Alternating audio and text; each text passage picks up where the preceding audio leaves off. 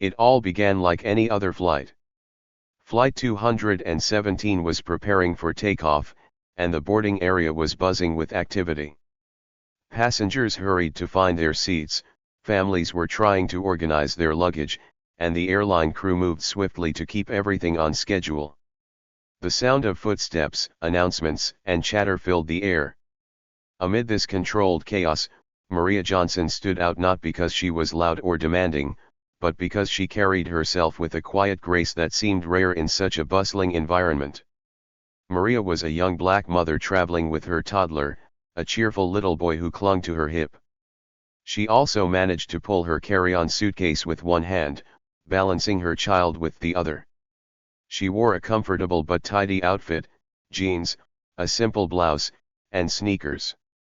Her natural hair was tied back neatly, and her calm, patient expression showed she was used to multitasking.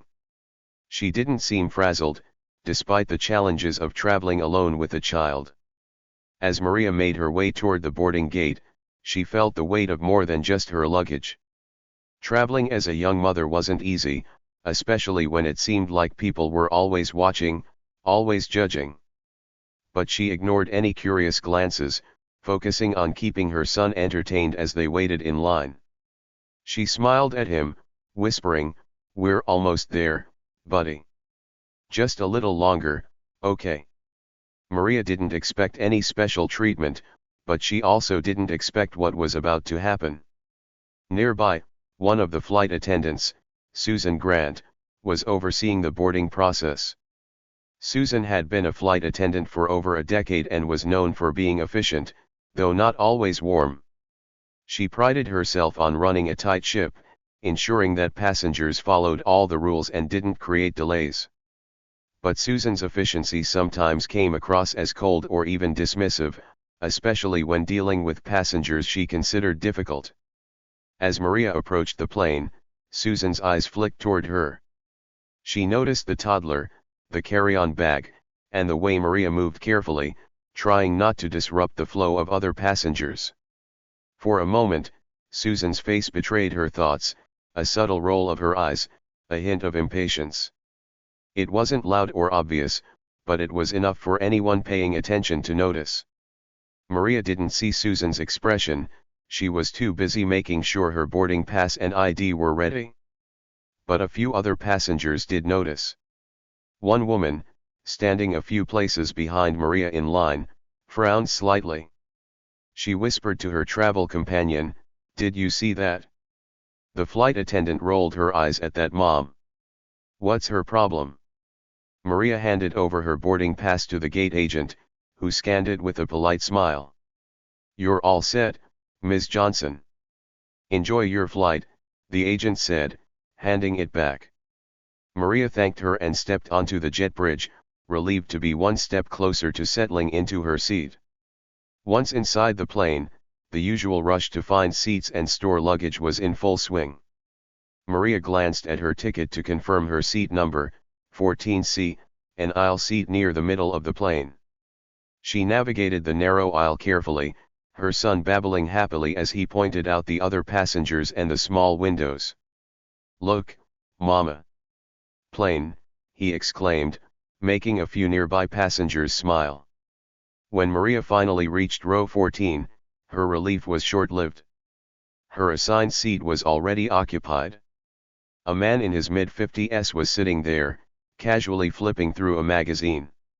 He looked comfortable, as if he had no intention of moving. Maria hesitated for a moment, then spoke politely. "Excuse me," she said, her voice soft but clear. "I think this is my seat." The man barely glanced up from his magazine. "Oh, is it? Are you sure?" he said, his tone dismissive. He didn't move an inch. Maria blinked, momentarily taken aback. She double-checked her ticket to make sure she wasn't mistaken. "Yes," she said, holding up the ticket to show him. "It's 14C. That's what my ticket says." Before the man could respond, Susan appeared. She had been making her way down the aisle, checking that passengers were stowing their bags correctly and fastening their seat belts. When she saw Maria standing there, holding her ticket and trying to reason with the seated man, her expression shifted. It wasn't sympathy or concern, it was impatience. "Ma'am, what seems to be the problem here?" Susan asked, her tone brisk. Maria turned to her, still holding her ticket. "This is my seat," she explained calmly, "but someone else is sitting in it." Susan sighed lightly, as if Maria had caused some great inconvenience. She turned to the man in the seat.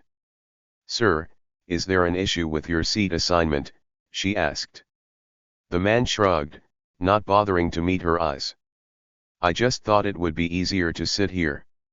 The plane isn't full yet, is it?" Susan gave him a brief nod but didn't ask him to move. Instead, she turned back to Maria. "Ma'am, maybe you could take another seat for now.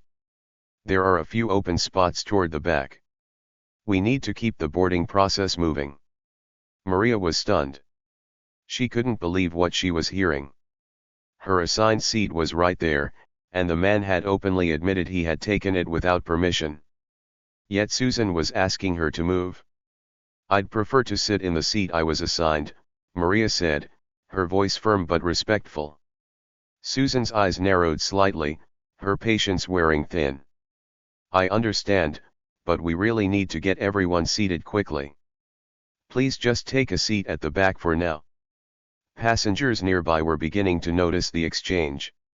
A few frowned, clearly uncomfortable with what they were witnessing. One woman whispered to her husband, "That doesn't seem fair. Why should she have to move?" But Maria wasn't interested in causing a scene. She took a deep breath, trying to stay calm for her son's sake. "All right," she said quietly. She adjusted her carry-on bag and turned to head toward the back of the plane, her toddler clutching her shoulder tightly. As Maria walked away, she could feel the weight of the moment pressing down on her. She had done nothing wrong, yet she had been dismissed and treated as if she were the problem. She settled into a seat in the back row, trying to make her son comfortable. But deep down, she knew this wasn't over. What Maria didn't know was that several passengers had witnessed the entire incident, and some of them weren't about to let it go unnoticed. Maria finally reached her assigned seat, 14C, after carefully making her way down the crowded aisle of the plane. Her toddler, nestled on her hip, was babbling cheerfully, pointing at the windows and other passengers. She felt a sense of relief. After the chaos of boarding, it would be nice to sit down and settle in for the flight. She glanced at her ticket once again to confirm 14C, right there on the card in her hand. But her relief quickly turned to confusion. There was already someone sitting in her seat. It was a middle-aged man in a crisp business suit. He sat comfortably, flipping through a glossy magazine as if he owned the place. His posture was relaxed, his expression indifferent. It was clear he had no intention of moving. Maria hesitated for a moment, not wanting to jump to conclusions. Maybe there had been a mix-up. She double-checked her ticket. Yes, it definitely said 14C. Gently, she approached the man. "Excuse me," she said politely, her voice soft but clear. "I think this is my seat." The man glanced up from his magazine, his eyes barely acknowledging her. He gave a slight shrug, as if her words were unimportant. "Oh, is it? Are you sure?" he asked lazily, not making any effort to move or even check his own ticket.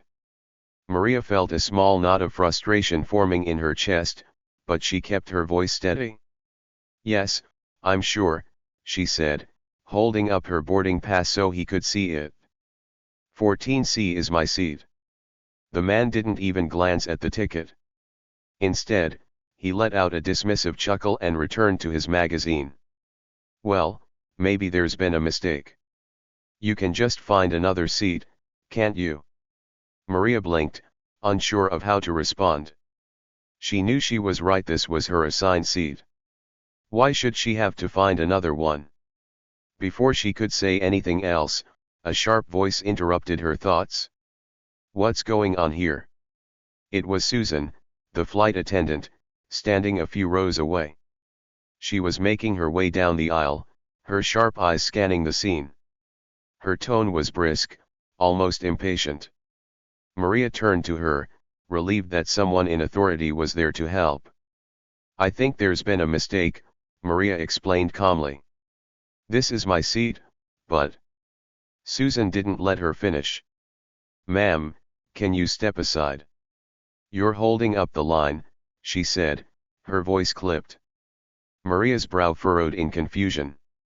"But this is my seat," she repeated, her voice still polite but firm. "It's on my ticket." Susan sighed loudly, as if Maria's explanation was a personal inconvenience. Her eyes narrowed slightly, and she gave Maria a look that made her feel small, as though she were a child being scolded. "Well, maybe you made a mistake," Susan said in a tone that bordered on condescending. "We'll have to check. But for now, you'll need to take a seat at the back so we can keep boarding on schedule." Maria froze for a moment, caught off guard by the dismissive way she was being treated. She hadn't made a mistake. The man in her seat was the one in the wrong, yet Susan wasn't even asking him to move or check his ticket. Instead, she was treating Maria as though she were the problem. But Maria began, trying to explain again. Susan cut her off, her tone now sharper. "Ma'am, please. We need to keep the line moving. Just take a seat at the back for now." Maria glanced around, noticing the other passengers watching the interaction. Some looked uncomfortable, while others avoided eye contact altogether. A few whispered quietly to each other, their faces showing a mix of confusion and sympathy. One woman, seated a few rows back, murmured to her travel companion, "That's not right. Why isn't she asking the man to move?" Maria could feel the tension building, but she didn't want to make a scene. Her toddler, sensing the unease, clung to her tightly, his small arms wrapping around her neck. Maria took a deep breath, trying to stay calm for his sake. "Okay," she said quietly, her voice steady despite the frustration and hurt she felt. She adjusted her carry-on bag and turned toward the back of the plane. Her steps were slow and deliberate, and her toddler rested his head on her shoulder, sensing her unease. As she made her way to the back rows, she could hear the murmurs of other passengers growing louder. "Did you see how that flight attendant talked to her?" one man whispered. "That was completely uncalled for." "I don't get it," another passenger said. "She showed her ticket. Why didn't they just ask the guy to move?" Maria finally reached an empty seat in the last row of the plane. It wasn't ideal, right next to the bathrooms and far from where she was supposed to be, but she had no choice. She carefully settled her toddler onto her lap and placed her carry-on bag under the seat in front of her. She tried to focus on keeping her son entertained, bouncing him gently on her knee and pointing out the clouds outside the window. But inside, she felt a storm of emotions brewing. She wasn't just frustrated about losing her seat. It was the way she had been treated, as if her concerns didn't matter, as if she were an inconvenience rather than a paying passenger with the right to be there. The dismissive tone, the sharp words, the lack of respect, it all stung deeply. Maria didn't say anything, but she couldn't help noticing the way Susan had interacted with other passengers earlier. She had been polite and accommodating to some, but with Maria, it was as if she didn't even bother to listen. Was it because she was traveling alone with a child? Was it because she was black? Maria didn't want to jump to conclusions, but the thought lingered in the back of her mind. As the plane filled up and the final passengers boarded, Maria remained quiet, her toddler now dozing peacefully against her chest. But other passengers continued to whisper about what had happened, their voices low but not low enough to be missed. "I hope she speaks up about this," one woman said. "That flight attendant needs to be held accountable." "She shouldn't have had to move," another man muttered. "That guy in her seat didn't even care." Maria stayed silent, focusing on her son. But in her heart, she knew this wasn't the end. She couldn't let what had happened go unnoticed, not just for herself, but for anyone else who might face the same kind of treatment. For now, she stayed where she was, but the wheels in her mind were already turning. As the plane leveled off and the flight settled into a quieter rhythm, Maria sat in her cramped seat at the back of the plane, holding her sleeping toddler. On the surface, she appeared calm, but inside, a mix of emotions churned: hurt, frustration, and a quiet resolve. She couldn't stop thinking about what had happened.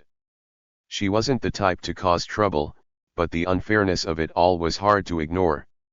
Then, a sound pulled her from her thoughts. It was the man who had taken her seat. His voice carried over the hum of the plane, and she couldn't help but overhear him speaking with Susan, the flight attendant. She was just one of those complainers, he said, laughing lightly.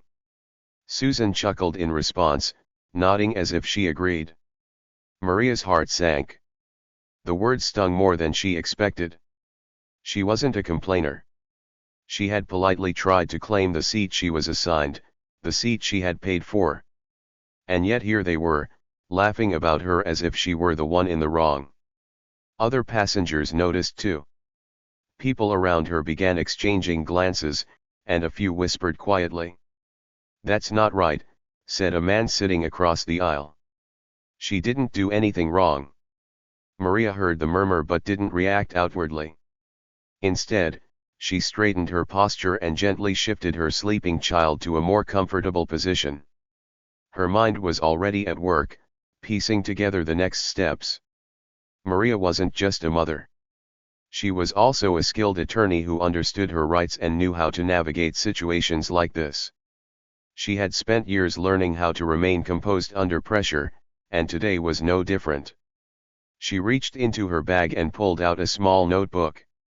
Quietly, she began writing down everything she had observed and experienced since boarding the plane. She noted the man's words, the dismissive tone Susan had used with her, and the way Susan had laughed along with the man. She also made a point to record the comments and reactions of the passengers around her. She wasn't planning to cause a scene, but she knew documentation was key if she wanted to address the situation later. As Maria wrote, a woman sitting nearby leaned over. "I saw what happened," she said softly, careful not to disturb the sleeping toddler. "You were right to ask for your seat." "That wasn't fair." Maria offered a small smile. "Thank you," she replied. "I'm just making sure I have everything written down." The woman nodded. "You should. Someone needs to speak up."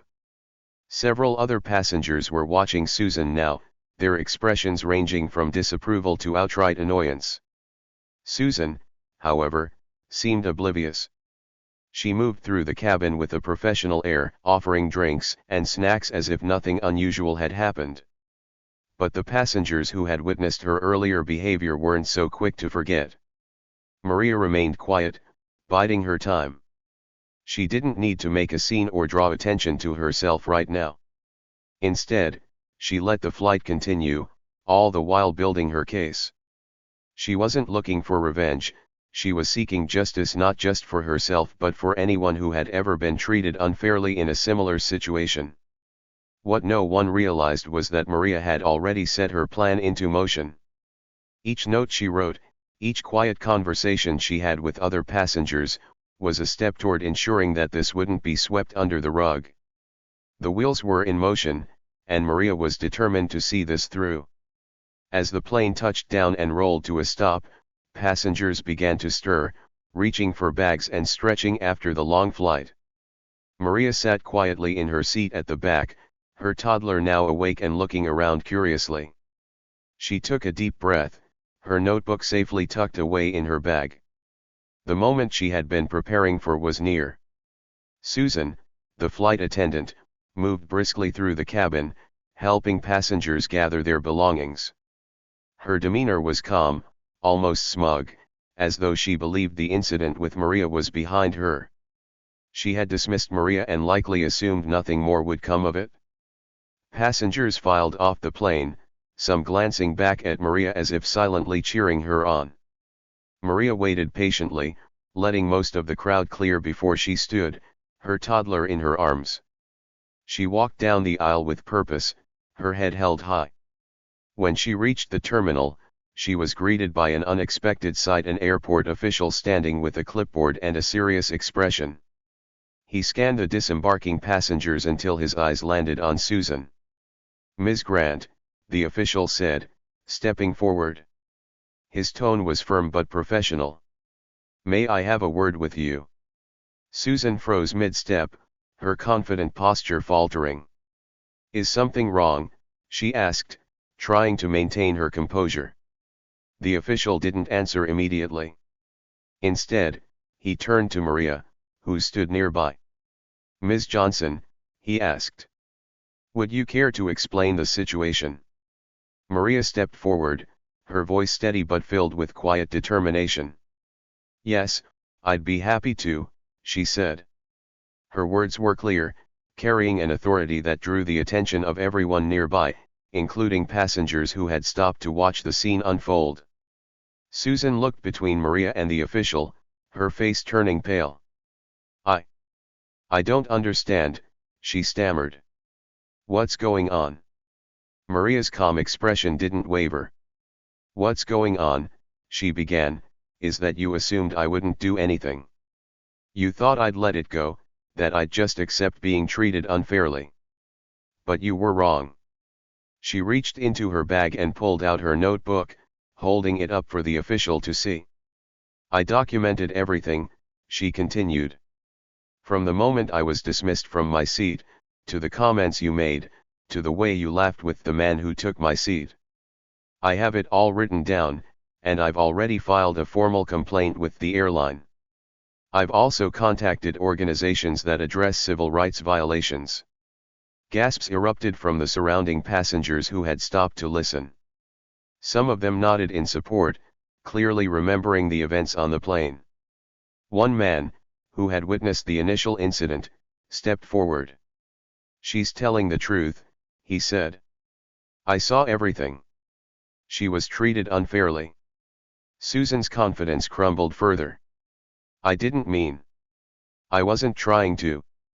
Maria didn't let her finish. Her voice remained steady but firm, cutting through the excuses. "This isn't just about a seat. It's about respect," she said. "And today, you made it very clear who you think deserves respect and who doesn't. But you were wrong, Ms. Grant. Everyone deserves respect." The terminal grew silent except for murmurs of agreement from the onlookers. The official nodded, flipping through his clipboard. "Ms. Johnson, thank you for bringing this to our attention. The airline takes these matters very seriously, and we will begin a full investigation." Maria nodded in response. "That's all I ask," she said.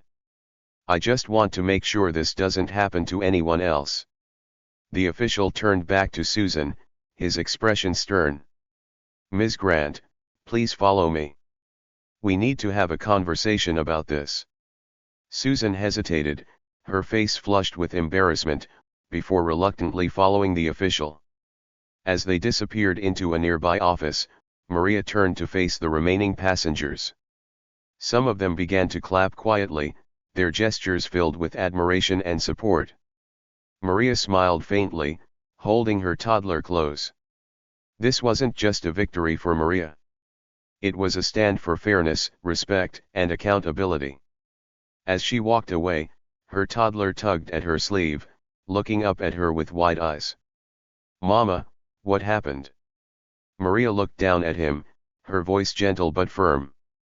"Sometimes, sweetie, you have to stand up and say, 'That's not right.' Even when it's hard." And with that, Maria walked toward the baggage claim, her head high, knowing she had done what was right not just for herself, but for anyone who might face the same unfair treatment in the future. The aftermath of the flight incident spread like wildfire. By the time Maria returned home, social media was buzzing with videos taken by fellow passengers. Clips of her calm yet powerful confrontation with the flight attendant, Susan, and the airport official had gone viral. People were sharing their outrage over how Maria had been treated, and her story quickly gained national attention. The airline, now under intense public scrutiny, acted swiftly. A spokesperson released a statement the next day, acknowledging the incident and apologizing to Maria. The statement read, "We deeply regret the unfair treatment Ms. Johnson experienced on Flight 217. We are committed to ensuring respect and equality for all passengers and are taking immediate steps to address this matter." But words were not enough. Action was demanded, and action was taken. Susan, the flight attendant, was placed on suspension pending a full investigation. The man who had taken Maria's seat was identified and banned from flying with the airline for a year. The smug look he had worn during the flight was replaced with shame as his face appeared in media coverage, symbolizing entitlement and disrespect. As the days went on, Maria's story grew beyond the flight. It became a symbol for a larger conversation about fairness, respect, and standing up against discrimination. Maria had never intended to become a public figure, but the support she received was overwhelming.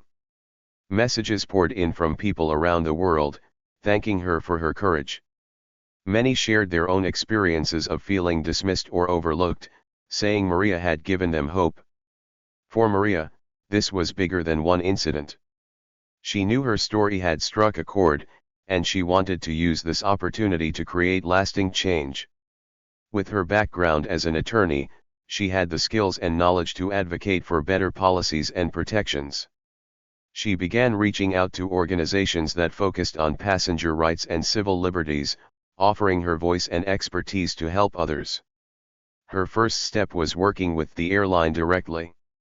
Maria attended meetings with their leadership team, sharing her perspective and recommending changes to their policies. She emphasized the importance of better training for staff, focusing on treating every passenger with respect and dignity. The airline listened, knowing they had to act if they wanted to rebuild public trust. A few weeks later, the airline announced a new initiative. They introduced mandatory diversity and sensitivity training for all employees, from flight attendants to executives. They also set up a task force to review passenger complaints and ensure incidents like Maria's would be handled fairly in the future. In their public announcement, they credited Maria for inspiring these changes. Maria didn't stop there. She began speaking at events and conferences about the importance of standing up for what's right. Her message was simple but powerful: everyone deserves respect, and silence only allows unfairness to continue. She encouraged people to speak up when they saw injustice, reminding them that even small actions could lead to big changes. Her story also sparked a larger movement online. Using the hashtag #SeatForRespect, people began sharing their own experiences of being mistreated or underestimated. The hashtag trended for days, creating a space for conversations about fairness and equality. Maria engaged with many of these posts, offering words of encouragement and sharing resources for those who wanted to take action. Through it all, Maria remained grounded. For her, the most important part of this journey was teaching her son a valuable lesson. She wanted him to grow up knowing that he deserved to be treated with respect and that he should always stand up for himself and others. When he asked her why people were talking about their flight so much, she explained it in simple terms: because, sweetie, sometimes we have to show the world how to be kind and fair. The impact of Maria's actions reached far beyond the airline. Other companies began re-evaluating their policies and training programs, wanting to avoid similar public backlash.